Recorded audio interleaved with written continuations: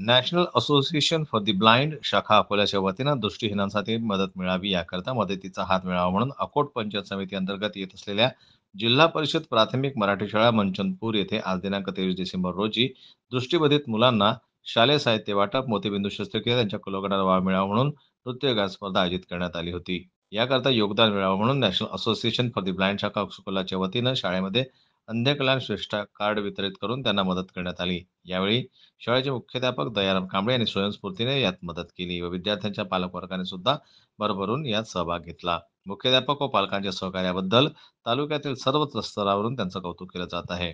या कार्यक्रमाला जिल्हा परिषद प्राथमिक मराठी शाळेचे मुख्याध्यापक दयाराम कळंबे, शिक्षक वृंद, विद्यार्थी, पालक तसेच गावातील नागरिक मोठ्या प्रमाणात उपस्थित होते. जन्मत लाईव्ह न्यूजसाठी देवानंद खिरकर यांची रिपोर्ट अकोट.